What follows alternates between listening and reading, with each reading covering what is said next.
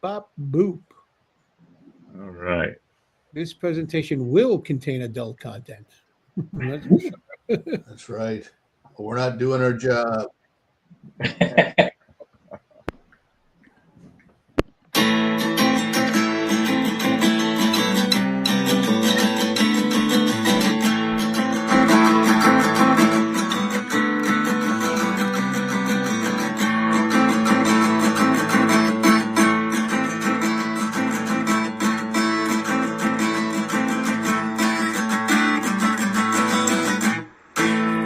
Let's talk Jaws Live, baby. You're gonna need a bigger boat. Hey, look at this. Hello. Look Cheers. at this. We got the He-Man team tonight going on here, huh? Listen, Very we nice. have women club, but we don't hate women. You know, you got to be a certain age to appreciate and be a part of that group. You know? We're rascals, but not so little. The good old days. Didn't we? We just lost one of the last rascals this past week, Yeah, didn't Woim died. Wayne we? died. Yeah. Yeah. Yeah. Is there anybody left? I think there is maybe the little blonde girl. I forget, but I think there may be one or two little rascals left alive. There may be. But yeah, Woim. Is Robert Blake dead? Who? Yeah. Robert Blake, yeah, died? he's Robert gone Blake a couple of already years. die? I think he's been gone a couple of years now, hasn't he? Did I be Yeah, I mistaken? think so too. Yeah, he beat that rap. And that's the name of that no tune. kidding. Yeah, yeah, That's right. Wow. yeah. I have fond memories of him from Beretta. Yes, Beretta. Beretta, the Parakeet, and that great song with Sammy Davis Jr. Oh, yeah.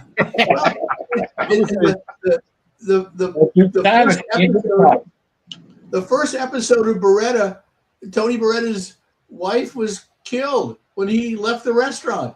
It's like Really? I don't Wait a second. be a little more imaginative. Be a little more imaginative. Those shows. Wait a minute. This reminds me of something. This reminds me of something. Why was- Wait a second. Only Jedis have that kind of premonition, you know? No, those ABC shows in the 70s, man, like SWAT and The Rookie and Charlie's Angels and Beretta. Those were great shows, man. They were fun. Yeah. Oh, listen, that was the Rockford Files, and then like Quincy in the afternoon, and come on, man. I mean, you know what? There's a reason why you can still get online and watch all of that. I love Yeah. the Mod Squad, man. There's a reason why you can still watch all of them in their entirety.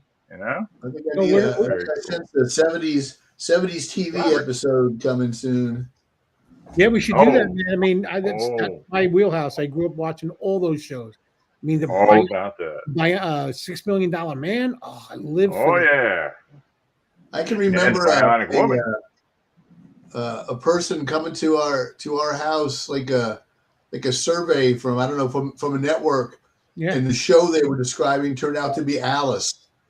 But it was like, would you watch a show about this, and she does this, and based on a Scorsese movie? Yeah. You would need more than one show to do a 70s show. I mean, there's so many great. So, oh my, you could that could go on and on and on. You know, we're fortunate to live in an era right now where you can actually have access to any of those shows that you want and watch them anytime you want. I mean, growing up, you had to sit and wait for a rerun or for it to come back on. Now you can literally watch anything you want. So there is. I'm sorry, you guys both said at the same time, so someone owes me a beer. I don't know what's going on. I said, except for Make a Wish. Ever watch Make a Wish Sunday mornings? Nope. Tom Chapin, right? Tom Chapin. See, I think Tom Chapin would be a good guest because he narrates Blue Water, White Death. Ooh. And he's Harry's brother. Yeah. And, yeah. I think Tom Chapin, because I emailed him, got to be years ago, because I wrote a screenplay. I wrote a Harry Chapin movie, and I wanted to get okay for. I wanted to get okay from Sandy Chapin to make sure. I mean, I wasn't going to do anything with it, but just something I wanted to do. But I was emailing with Tom for a while. So yeah, We be a need, good guest. We could do Blue Water White Death and Sunday morning cartoons. I hate to admit it. But I still haven't seen Blue Water White Death. No kidding. I think it's on YouTube. I have it on my wish list. I'm waiting for it to drop in price on iTunes because I think it's $13 right now, and everything drops to $5 on iTunes. I think I might just have to bite the bullet and just get it because I will send you $13 if you watch it. Listen, I'm pretty sure it's segmented on YouTube. If I'm not, at least it used to be. It was segmented. You have to sit and watch all the 3 or 4 parts of it. But yeah. I'm gonna check it out. I'm gonna watch it. Yeah. Well, hey guys, wanted to thank everybody at home for joining us tonight. We got Robert chiming in and commenting there, saying hello, buddies, and good to see and hear from everybody tonight. And we've got a couple people missing tonight. Janie's working hard and working late tonight. She's not going to be able to join us, and our host unfortunately had to cancel not too long ago. So we are still up and running. We're gonna hit on some of the topics we were loosely going to talk about tonight, but we're going to have to get things kind of set back up and rescheduled. So for that, we do apologize, but it was kind of out of the control. So either way, we're here. It's Thursday night. Always having a lot of fun and always a good time. And no matter what, you just get to hang out with some cool people. So it is what it is. If I have to say that, that's just so. At any rate, glad you guys are here hanging out with us. So, topic for tonight, we were going to be talking a little bit about a movie that's in the works, and it's a documentary on Jaws: The Revenge. And so we're going to hit a little bit on Jaws: The Revenge, a couple little topics, 1 or 2 questions, and take a look at some of the relevancy of it coming back around here before we end tonight with letting you in on a pretty cool secret about a guest we have coming on next week. 3 of them, as a matter of fact. So please feel free to throw out some observations tonight. Give us some of your opinions, or maybe answer a couple questions for us. All right. Mm-hmm. All right. So, Jaws: The Revenge. It's that which goes unnamed to an awful lot of people, right? And it's a movie.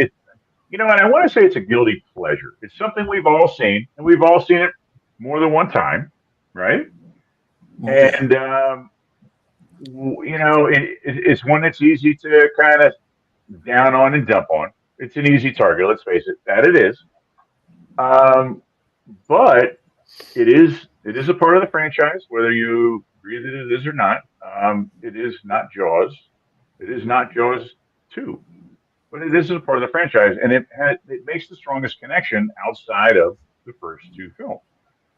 So, Jaws: The Revenge, here you go, and Jaws 3. Who do you put first? And I want to know why. Okay. Which one? If these two were in a race, or if these two, I don't know. Let's say you're stuck inside and there's something horrible going on outside. You can't get outside, and streaming service is only running Jaws 3 and 4.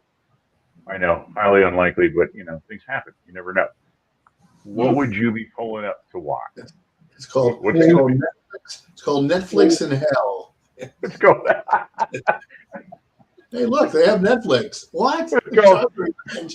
It's called I'll Run 5 Miles Barefoot in that blizzard outside if I can get away from it. That's what it's called. That's an easy question to answer for me, man. All right, go ahead, Val. What is it? For me, there's no context. Jaws 3D, Jaws 3, let's call it Jaws 3, is far and away, in every way, better than Jaws: The Revenge. Now, let me just tell you, I just watched, in preparation of this show, I watched Jaws: The Revenge today. And I was talking to Nate a little bit about it before the show, and trying to find some positives in it. And I found a few positives in it. I mean, it was nice. Bahamas scenery was nice. Michael Caine's performance, I thought, was pretty funny. It was a good performance. It was very light, and he was very entertaining and aloof. I liked Lance Guest. I've always liked Lance Guest. I like Mario Van Peebles as an actor, and Lorraine Gary, of course. But the film as a whole it's just it didn't work for me. It was terribly edited. The shark looked fake. The action was dull. The ending was a mess. It looked like it was cobbled together at the last minute, which it probably was. But I can see how some people can enjoy it. I mean, I don't hate it. It's just it's fascinating to watch to see how far it's fallen from the first film. Now, Jaws 3, on the other hand, I like Jaws 3 a lot. Never mind the 3D. I saw it in 1983 when it came out in 3D. I really like the performances in Jaws 3, especially Bess Armstrong. I think she gives a terrific performance in that film. I like Dennis Quaid, even though I heard he was high the whole time, but he was entertaining too. Lou Gossett Jr., great villain. And he was good. And it was Leah Thompson, her first film, and like I said at the show when we were in Martha's Vineyard, that great sequence of Simon McCorkindale getting eaten and seeing it as a point POV shot from inside the shark was one of the best sequences in the entire series. I thought that was an amazing. You know what? I agree. That is one of the better effects. Yeah, really. I mean, visual effects in the entire series. So thank you, Mr. Alves. Yeah, and exactly. And Joe Alves directed it, and it was much more polished than The Revenge. I mean, a lot of people dump on Jaws 3 too, but I think it's a much better film than Jaws: The Revenge. So that's my opinion, guys. All right. Mike, you're next in line. So which one are you pulling up? They're both guilty pleasures, and both Joe Alves and Lance Guest are FOP, friends of the program. So they are, and both great guys. I mean, honestly, to meet them great guys, amazing guys. I was talking with Val about that. Yeah, real quick. I was telling Nate how much I love Lance Guest. He's terrific, especially in The Last Starfighter. So love to have him on the show. It'd be great.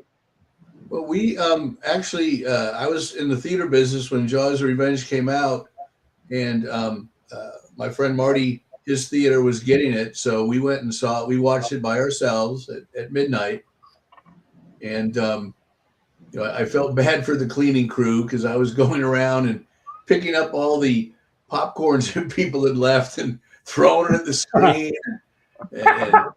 and booing and heckling. But it's got a few good set pieces. Sean's death. I'll agree with that. And the banana boat. Something about the banana boat scene. Which too loud. You guys get shut down for that, Mike. Show because that's the only clip we've ever run from the Jaws series that got us bumped off the air. Got the show shut down. That's right. Yeah.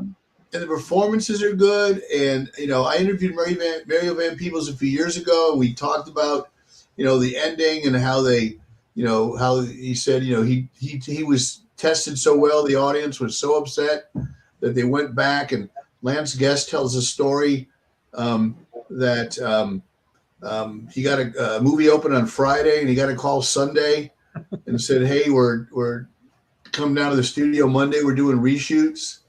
And, the story is Lance said, well, didn't the movie open Friday? And the director said, yes, it did. And so they reshot the ending. And you can see, if you pay close attention to the end, you can see the water hitting the studio tank, hitting the wall of the studio tank behind him. Yep. And that's when they threw in the hokey, the shark explodes. It just ripped off from Jaws ending. But but I would say Jaws 3D because it was an original story, and Joe worked so hard on it, and same thing with the Simon Corkindale with the POV shot. They both have their moments, but I would have to put 3 above 4. Mm-hmm. Okay. All right. Yeah. All right, Hooper, you're up. 3. Okay. All right. Reasoning. We need some justification here. 5 words. Leah Thompson in a bathing suit. Yeah, that's hard to deny. Good answer. Yeah. But Jaws: The Revenge, I had driven three days from Tampa to Pasadena, California, in 1987, by myself. Usually like a 5-day trip. I made it in 3 days. That's another story. Not playing in Tampa? Well, I was going to Pasadena to study acting. Okay, I thought you were just going to see the movie. I'm sorry, I didn't mean to interrupt. Well, it was like just like when we went to Orlando to see Empire. Yes. It was like it's been 70 millimeter in Pasadena, so here I go. So I'm sitting by myself in this theater in Pasadena, watching this movie. I was one of a few people in the theater. It might have been opening weekend. I might have seen the original ending, the opening weekend. But I'm watching this movie, and I'm looking at the screen. I'm thinking, you know what? Here I am. I have nada, zero, zip experience writing a script. I would in a couple of years, but not at that time. I was like, I know nothing about writing a screenplay, but I know I can do better than what I'm watching right now. I can do better than this, knowing nothing. But you know, it's always good to see Michael Caine on the big screen. Oh, he was, yeah. The Bahama setting was very very cinematic, very photogenic. Mm-hmm. Yeah, it had its high points, but I just sat there thinking, this is terrible. I could do better. I don't know how, but I know I could. And I'm going to say it. I'm going to say it to you right now. I have not seen it since, not in its entirety. Ooh. So I might not have seen the Mario Lives ending. I can't remember. I can't remember if I saw the Mario Lives scene or not. But yeah, that was part of the reshoot. So yeah, that's what they reshot. Yeah, it was like the wedding ending to Napoleon Dynamite. You know, when they re-edited that film, I mean, why not take out a couple of the shots of the shark continually chomping down on Mario Van Peebles under the water and blood gushing out? Cut out a little bit of that so that him surviving made a little bit more sense. I mean, he was chewed up good, and then he just pops up and starts cracking jokes. Only a flash wound. Swimming away. Yeah. right. Hey, we do have a couple comments. We got Victor. Victor joining us saying Jaws the Revenge is what I would pick because in Jaws, in the Jaws Amity tour, he's also saying I own a copy of Blue Water White Death. Great favorite film of mine. We got Chelsea chiming in saying hello and hey Tino. That's Kathy. My sister. Yeah. Hi Kathy. And we got Robert chiming in saying as much as I lost respect for Dennis Quaid, I'd rather watch Jaws 3D than Jaws 4: The Revenge. So, you know, it is kind of a tough call because number one, there are some goods and bads to both. Like there are some things that kind of drive you up the wall a little bit, and I think there are things that we saw from the get-go, and some of what you guys touched on. I also think that there are some things that they really tried to some parallels. Number one, I think both times they really tried to go outside of home base. They tried to depart from Amity, even though that there was bits of it there. You know, Jaws 3, you had the two sons. Jaws the Revenge went back to Amity, and you had obviously the mother and both sons. They also both tried to pull a George Lucas, where different movie is going to be in a different world. It's going to be a different setting. You know, we're not going to go back to the gray waters of Amity. We're not going to go back to the New England tourist town feel. We're going to change things up. We're going to do it at SeaWorld. You know, we're going to do it. We're going to do it in the Bahamas. You know, completely out of context. And they took liberties of other things as well. You know, Jaws 3D, the shark was what, 35 feet in length? Yeah. You know, it was it was tearing apart, industrial intake ports. And And, you know, and in Jaws: The Revenge, I think he was only 25 feet. I think it was supposed to be the same length as the original Bruce, but he was doing all kinds of crazy things. You know, jumping out of the water and roaring, and you know, chasing. You know, Going faster than a plane. He ate yes, the planes. He ate the taking out planes, going through old sunken ships, and so there was a lot of parallels that go there. And so you guys have a pretty clear and defined answer. And I actually asked you a question that for me is really hard to answer. And I don't know. I would have to say right now, thinking about it, I'd probably go Revenge first. And I'd have to say the reason why is because number one, it starts in Amity.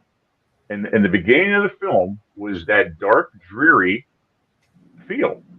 And I think if it would have taken on that almost Gotham-esque backdrop, it might have carried more weight. I really do. It might have been a little too familiar. Maybe that's why they went to the complete opposite, the Bahamas. But it might have carried a little bit more of a darker tone to it, and which would have supported the story a little more. To be honest with you, I think.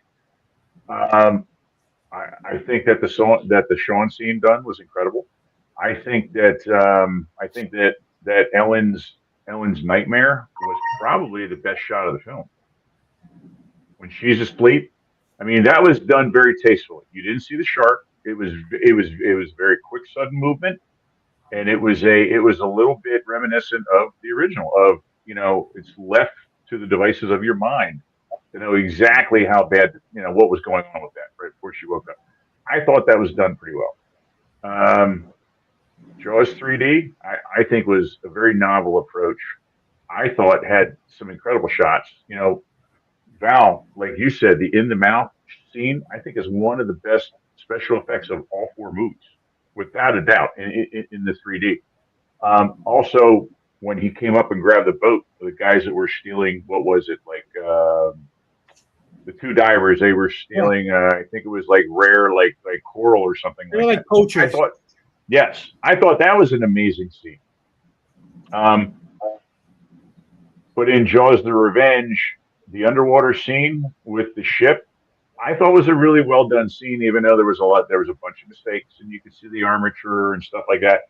That was a pretty well thought out action scene. It really, really was.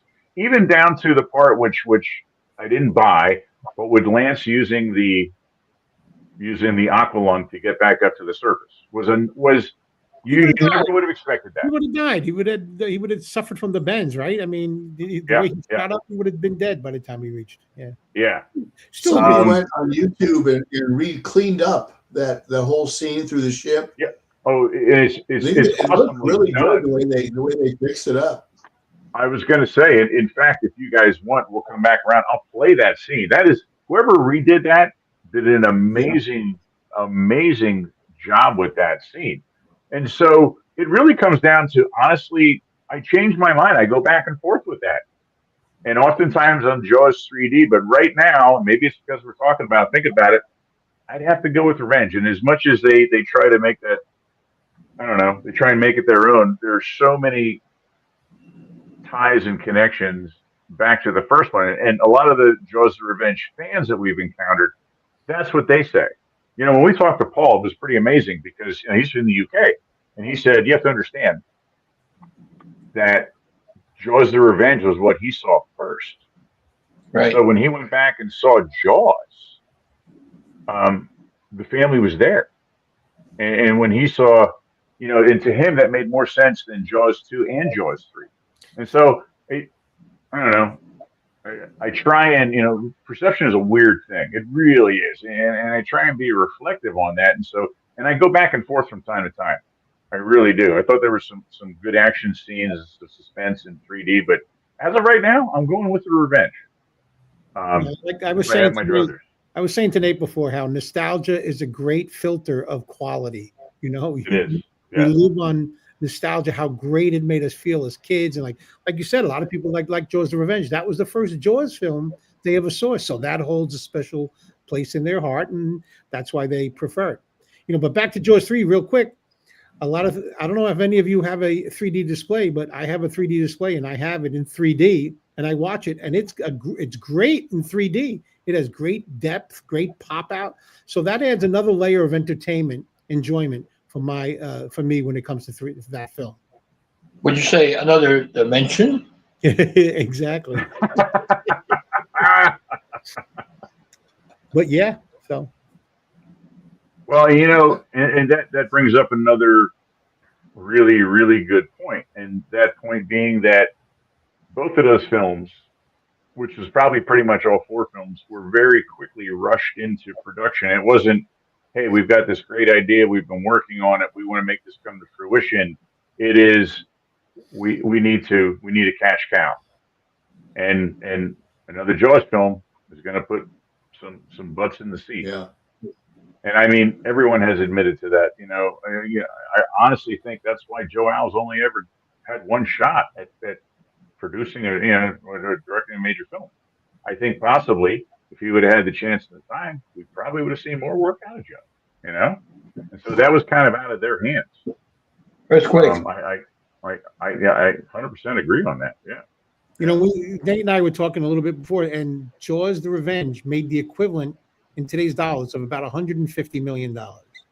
So back in 1987, it cost $20 million to make, and it made about $52 million. So it was broke even and even a little bit profitable. And I'm sure in the years since, all the ancillary sales, DVDs, streaming, all that stuff, it's a profitable film. Yeah. Hey, I've got that clip. Actually, it is the redone clip in the top half, and the bottom half is the original clip. Well, let me see. So let me pull that up. And you know what? It's I'm a little bit mistaken. It starts with the underwater submersible scene, is where the shark comes in. So let me pull that in and play that for us here. Let me make sure I got sound up on this clip. And this is Universal Studios, owned by NBC. Yeah. That's right. Not ours, it's there.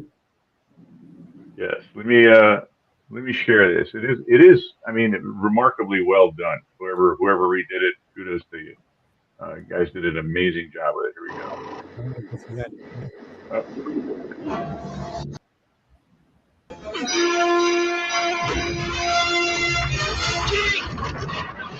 Not seen as the new one.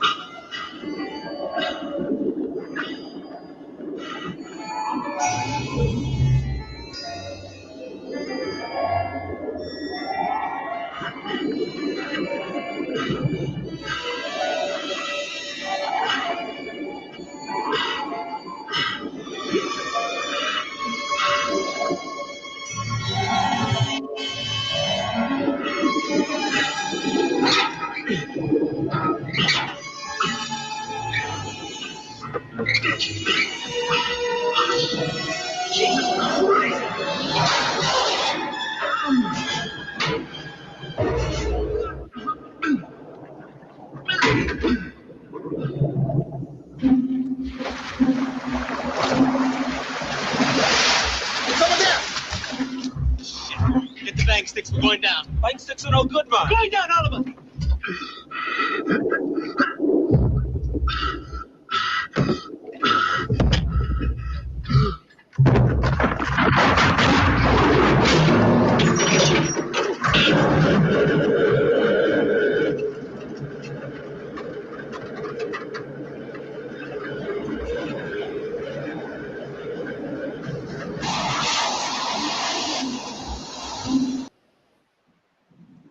And there you go. The most amazing thing about that sequence was I can't believe somebody took the time and money to do that for that film.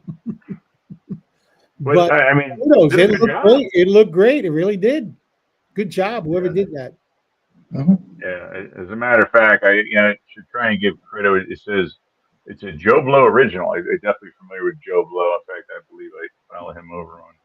Now I don't know if that's who did it, but that's who is showcasing with the video effects that were redone. So yeah, well, very well done. Good job. Yeah. All right. Well, so moving on then. So we hit on the films. Let's talk a little bit about the cast. So if pick two people that stood out. Pick a person that stood out that you thought did a pretty good job, was admirable, perhaps your most memorable character, and maybe one that not so much, or maybe one you expected a little bit more out of. I'll go with a secondary character. I mean, we all know our favorites of the main characters, but Karen Young, who played Carla Brody, I thought she was really good in it. And Mike, you might know this. Do you know what other famous shark films she's in? You're muted, buddy. Muted. 10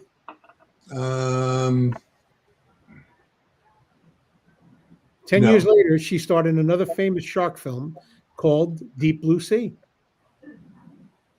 So she's in Deep Blue Sea. Yep. She's in Deep Blue Who is Sea. she in Deep Blue Sea? She was, I don't know, one of the researchers, I think. Okay, so it wasn't a main part. Yeah, she was one that was hanging. Yeah, she was hanging on. She the one who was hanging that the shark came up and grabbed her? Yep. Okay. Yeah. Okay. All right. So I think she was pretty good in that. And poor Judith Barcy, the little girl, had a tragic ending to her life at 10 years old. I thought she was pretty good in it. She was good. Yeah, she was. I loved her as Ducky in Land Before Time. Yep. Yes. Exactly. You know what? When I saw that Hooper in 1989, I went around saying, yep. I was doing it myself. He was so cool. That's one of the best child voice performances in an animated film. That and All Dogs Go to Heaven. She was in that too. Yeah. But I like those two. Those are my two. Yeah. Very cool. Karen Young did a movie with Roy Scheider called Night Game, where she played his girlfriend. But I wonder if they shared Jaws stories because technically she's Chief Brody's daughter-in-law. So it was just weird. They were. How did that work, huh? They were a couple, but yeah. Hey, go ahead, Mike. I'm sorry. I thought Lorraine Gary did a good job. I mean, yeah, she kind of did it for her husband because Universal had nothing for the summer. Yeah. Was Dragnet 87? Yes, it was. 87 or 89, right around there. Yeah. I think Dragnet might have been the only thing they had that summer. Yeah.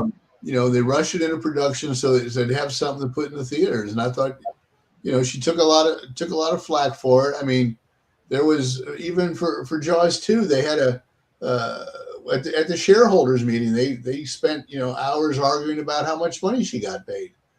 Because I thought she was a good actress that really probably lost a lot of chances because of who she was married to. Yeah. Oh, I'm sure. Yeah, I'm sure. Same with Linda Harrison from Planet of the Apes and Cocoon. I mean, she was Richard Zanuck's wife, and so that's right. Because everyone thought it was all nepotism. Mm-hmm. Yeah. Nipple baby. All right. We got a comment over here. Interesting comment. It says from the Dottie. It says, "I honestly love both of them so much, but Revenge does have the added benefit of being a Christmas movie, and it does. In fact, they're sitting around the tree Christmas morning. Just got done handing out presents, talking about what they're going to be doing for New Year's. Yeah, Yeah. so it is technically it's as much a Christmas movie, if not more, than Die Hard, because Christmas is in the film. So hard to beat. Yeah, hard to argue that too. Yep. Can't argue. Well, what about you, Hoop? We've heard from Yeah. Val and Mike. What about you? Well, yeah, keep in mind, I haven't seen it all the way through since '87, but you can't go wrong with Michael Caine in a Peter Benchley property. The Island, yeah. Yes, I thought Lance was great, and anything I would say would be very similar to what's been said already. You know, Lance was good. Judith Darcy, what can you say about Judith Darcy? You know, you can only imagine what could have been. You know, how tragically her life ended. But yeah, I liked it that Lorraine was carrying the movie. Yes. Yeah. Yeah. Mhm. Yeah. Guys, I I agree. have a correction, guys. I was wrong. Karen Young is not in Deep Blue Sea. I just checked, and there's an actress that looks Oh. just like her. Okay. Well, you know what? Shame That's on why. me. Shame on me that she was not in That's that. why I She's said, in was it her in Daylight. that scene? Because that looks Yeah. like her. Looks like her, and memory plays tricks on you. And she is in Daylight with Sylvester Stallone. Maybe that's why I got confused with that kind of disaster guy. But she is not in Deep Blue Sea. So my apologies. Oh, good. Are you kidding me? You haven't watched me long enough. I've been screwing facts up since way before you started coming around. Trust me. Way before. Yeah, I've got to agree with you there, Cooper. I thought that Kane just had a great character with Brody. He was the comic relief, and he was the one you knew the least about. And he alluded to some of the things from the book. The fact that he does laundry, and things to that effect. And yes, he was the romantic interest of Ellen Brody. But he was no Chief Brody, and he wasn't trying to be, and neither was his character. And Right. I thought it was very admirable. And he had the best one-liners in the entire film. When he comes out off the boat, he says, "Christ, the breath on that thing." But my favorite is when he lands the plane in the water, and he goes out of the door, and the shark's on the wing, and he goes, "Holy shit!" And he turns around and runs it. But it's not like he's trying to dive away from the shark. He's like, "Oh, damn! Now what's going to happen?" It's just a great scene. It's an interesting performance. I enjoyed his performance in that film. Michael Caine's never really bad. good. What has he ever been bad in? I mean, just think how great he's great in Jaws of the Revenge. It shows you how great an actor he is. Yeah. Good actor. And supposedly, you can still go and you can dive and see the plane. The plane's still on the bottom. Oh, for real? Oh, wow. I'm almost positive. It was. Mike and I did a show a couple years ago. We did. In fact, it was one of the first shows that I did. It was on like the cars, like planes, trains, and all of those. I think we called it, Jaws. And I even had a picture of guys that dove down to it. Yeah. I think you might still be able to. I could be wrong with that. Maybe I'm mistaken, but yeah. Hey, wait. Uh-oh. Somebody just popped in here. Who we got here? Uh-oh. Hey. Whatever. Look who's showing up. There she is. There she is. Coming in. Uh-oh. Uh-oh. I don't know about that tone. Life gets in the way, right, Jenny? Life gets in the way. Oh my God, traffic was horrible. Nobody would let me. I worked late, couldn't leave, and then trying to get here was ridiculous. So I was just like, screw it. Oh, you're Anyway, here. There you go. I'm here now. You're here, so we're gonna. Not in the best of looking moods, but that's okay. My hair's all puffed up. Look at this. So you do what I do. You just put a little saran wrapper, smear some Vaseline on the camera lens, and you can't focus on it. I should have just taken a baseball cap with me and just did that in the car, but that's okay. So. Stop showing off, Hooper. Oh. With his great hair. Hey, we got one or two people commenting over on the Facebook pages. Guys says, guys, just imagine. Wait, where did it go? It just disappeared. Oh, Michael Caine in The Island, 1980, was a great film, in my opinion. Caine enjoyed the 2 weeks vacation in Nassau for $1.5 million. Yes, he did, and bought a great home with it. I did. I don't think I've seen that film since I saw it in the theater in 1980. I don't think I've seen that film since. I know there's I think a special edition coming out of that. Yeah, I remember hating it. I'm not sure, but I remember hating it in the theater because I loved the book. I think I really enjoyed the book, and the movie just didn't work for me. But I'd like to revisit that. Mm-hmm. And I also think that if I had to narrow it down between those two characters, it definitely would have been Brody. And I thought that Lance Guest had a very convincing, I thought he really pulled off his character with conviction. He did. He sold me as Michael Brody, without a doubt. Yeah. Yeah. Plus, it has the bonus of having Lee Fierro and Fritchie Courtney in it. So, Mrs. Taft and Mrs. Kintner. So, kind of. So, is Jaws 3 considered canon, or did Jaws 4 just discard Jaws 3 and it's not part of the universe? So is Jaws 3 related to Jaws 4, or no? We're just going to ditch Jaws 3 and just make a sequel to Jaws 2 and 1. It's like Halloween 3. Yeah, just, right. I was going to say that. Right. That's exactly what it is. Gotcha. Yeah. Which maybe that's why people have a stronger tie to it. I mean, because in the last, I hesitate to say since Jaws 50th, because obviously the topic's becoming more relevant again. I've seen and read more and more about Jaws: The Revenge and how it has this following, and it has stood the test of time. And it has, we've interviewed someone who has written a book on it, someone who runs a page on it, and we're supposed to have a guy on who is now doing a documentary on it that has some serious backing to it. So there's got to be something in the water there. Otherwise, we wouldn't see people putting the time and effort into this. True. So you got to give a little bit of credit where it's due. Something it had to have some type of magic to leave this kind of an impact, because there's a lot of people who will only watch Jaws or Jaws and Jaws 2 and won't even acknowledge the other two films.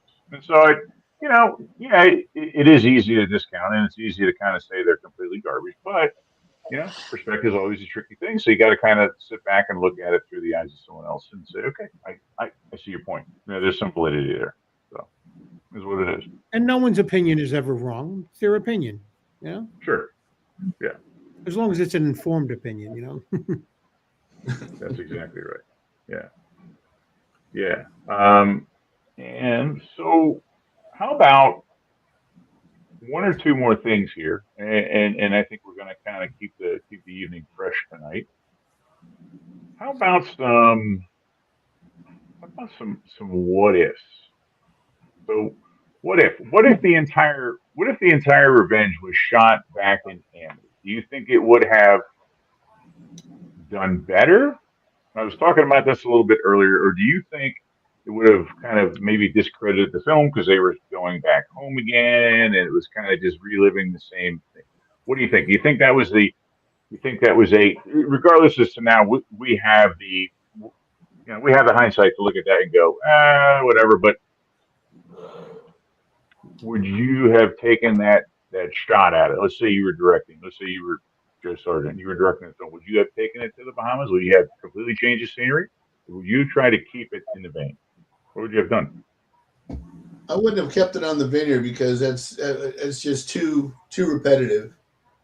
What are the odds? Yeah. So. Yeah, but what are the odds of a shark following Ellen Brody down to the Bahamas in warm water? So, if you read the novelization of Jaws: Revenge, I remember you telling me. Yeah, it kind of makes sense. Okay, there's a whole subplot of voodoo and that kind of stuff.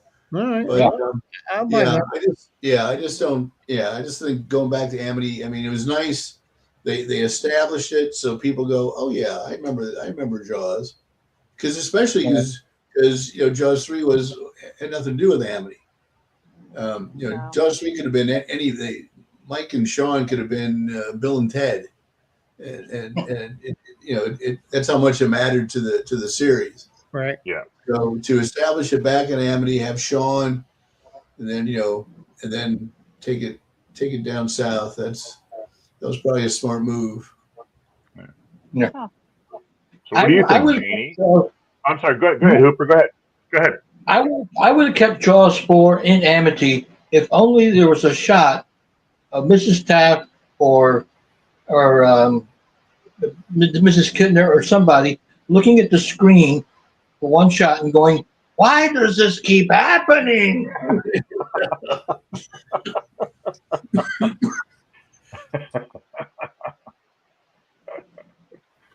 All right. Or it would be like in Melbourne, or like in Spaceballs. The guy that's on the counter with the alien going, "Oh no, not again." Not again. Yeah.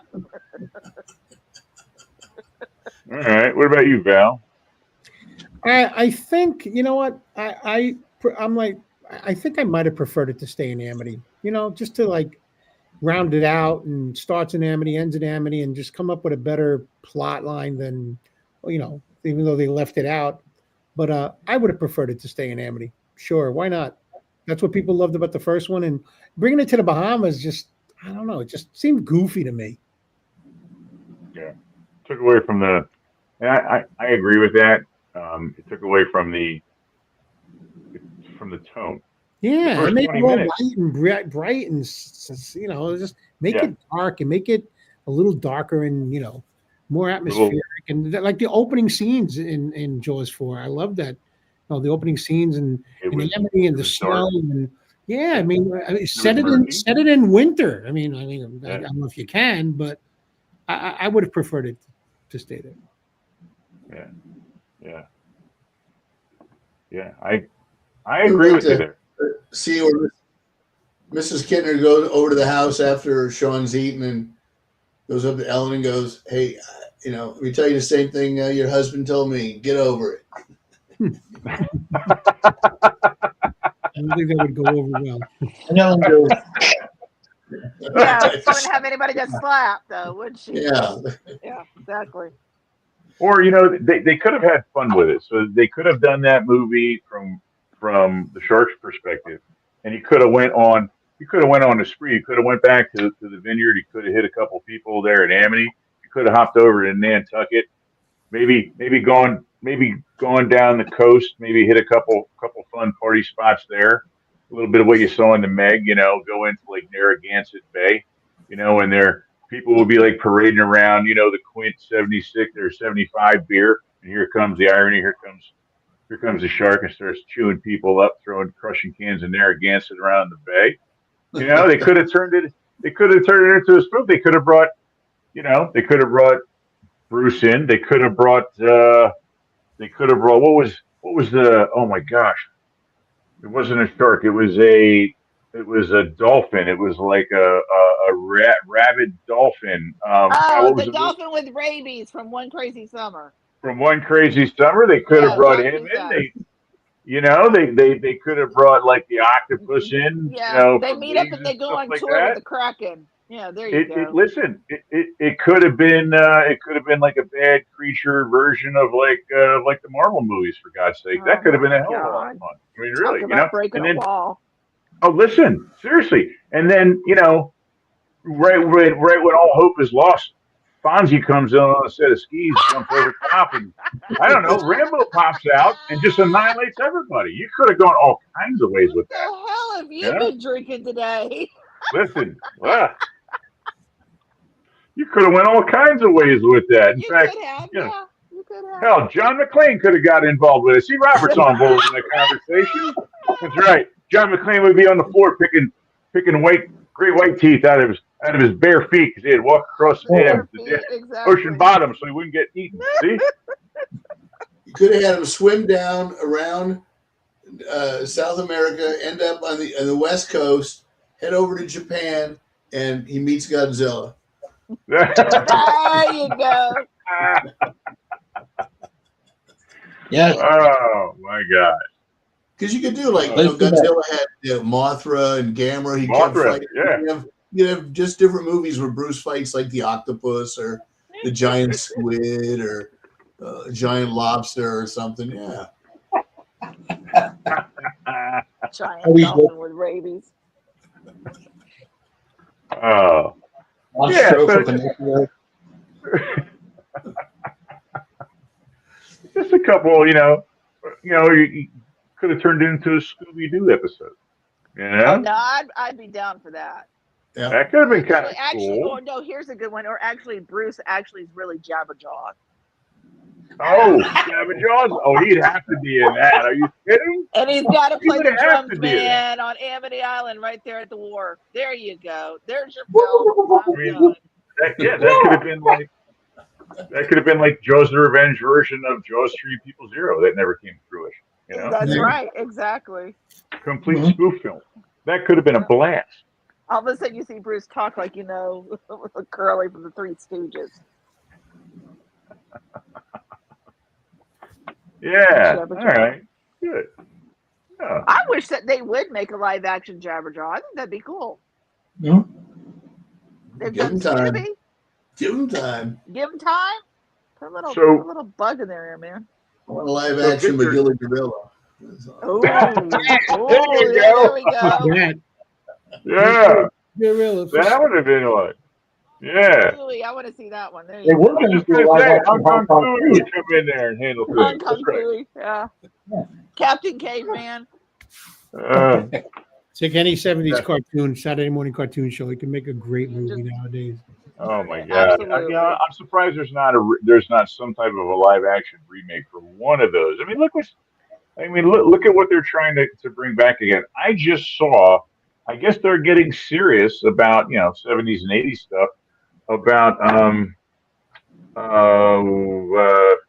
Great American Hero making I another saw run. that too. Yeah, they're remaking Oh, that. really? Yep. They're Yes, bringing back and they're the serious about it. Rockford Files too. Comic. Got rebooted. Yeah, I saw about the Really? Rockford Files. Yeah.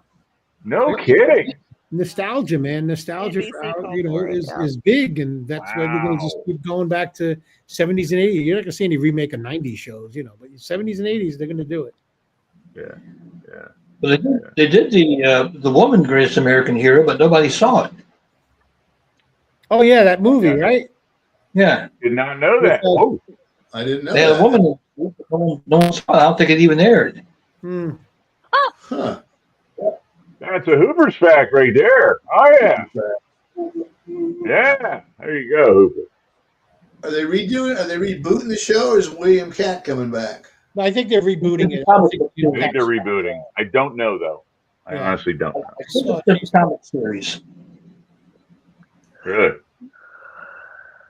Yeah, I know very little about it. Yeah, he went from that, and then I saw what he did. What, House? Remember the movie House he did? Oh, House Great movie. is good. I like that Oh, movie. they were good films. Even the second one was okay. He was in Carrie. Cross- Yeah. With Carrie. the finger, the Mhm. finger they used. Yeah. It was great. I thought it was great. Which finger? Yeah. He and Tom Hanks were And you know what? Court, you know me and names. Norm from Cheers, who was his neighbor that Wright. came over in house to help him out. I thought he was awesome in that. You know. Norm. It's a really good 80s Oh, horror film. It's good. It's solid. I think It Steve is. Miner directed that. I'm not sure, but maybe I'm. I don't know. I'm now that we're getting off topic and talking about it, I'm going to go back and watch that because that was I remember that being a great film. It's all relative. It's okay. It just comes back around. George went Jason Sudeikis' uncle. That I didn't know. Really? Really? Yeah, we That explains so we're much. turning this into a competition. It's 2-1. Hoop, you got to step up now. Come on, man. Well, I did. Well, I put a fact up, but I don't know if anybody knew about it because I was listening earlier. What do you got? That the Amity boat that Sean was in Jaws 4 and Neptune's Folly was props at Universal Orlando. They used it for the Jaws ride right out in the front. So you were able to see those boats that they used. They were film used, I think. I was right. Oh. Steve Miner directed it. I was Very right. nice, Wow, Dave. There. All right. Got some points on the board, people. Looking good. Looking good. Yeah. All right. Well, I think we hit a pretty good point tonight. It's a pretty good conversation. Some thought provoking ideas, and kind of stirred the pot a little bit. Whether it was for better or worse, but it was fun. It's a lot of fun. So I want to thank you guys for hanging out with us, like you always do. And before we wrap things up tonight, we're going to let a little bit of the cat out the bag. We have a friend of ours, and someone that we're all very familiar with and very very good big fan of, joining us next week. And not only who's joining us, but I think where he's going to be joining us from. We have our own Quint joining us next week, aka Michael Sterling's going to be hanging out with us next week. And if you don't know who I'm talking about, we are talking about the man, the legend. I don't want to say the myth because there's no myth there.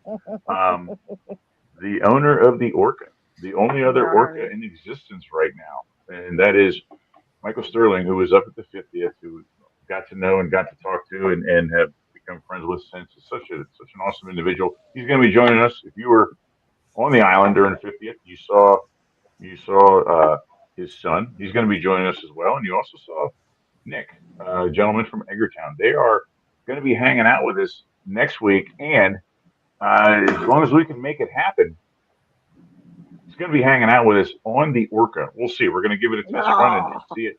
We're going to give it a test run and see that goes through.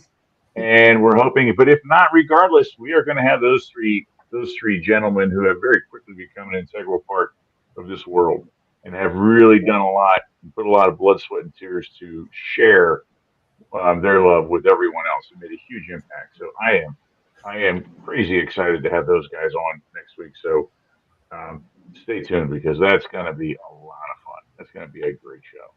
It really is. Thinking of the Office episode where Andy's on the boat and the computer falls overboard and it just. I hope that doesn't happen to us. Right. Yeah. Oh, yeah. So stay tuned, and I'll be getting it posted tomorrow night, and we'll be sharing some of his recent adventures with you. Not so much just talking about the 50th. We've hit on that really hard, but he's done some really cool things, and he's had a very busy time with the Orca, heading up and down the East Coast to some pretty cool places and some pretty cool events. And so be prepared. It's going to be a lot of fun. And those guys are just a solid bunch of individuals. I am very much looking forward to having them on. So stay tuned and, make sure you're around next week. Catch us here across the pages, catch us over on YouTube. So even if you miss it live, you can definitely go back and watch it. It will be there. So, all right. That being said, we're gonna hang our hats there. We're gonna get some pins sorry, up. I was yawning. I'm sorry, guys. Good night. Everybody at home, we gotta hurry up because Jane's getting tired. So I'm getting tired. going to be around. When she turns that corner, I don't want to be there. So dude, it's like crash and burn. That's right. We got to hang this up. I got to tighten that chin strap up before it gets ugly. So here we go. So I want to thank you guys. And as always, thank everybody at home and thank everyone here across the show. My favorite part of the week. So here we go. We're going to have Quint take us out, people. Thank you. Farewell and adieu to you fair Spanish ladies. Farewell and adieu, you ladies of Spain. For we've received orders for to sail back to Boston. And so never more shall we see you again. For the British Army. Yes. See you, Robert. Good night, everybody. Good night, everybody. All right. Bye-bye.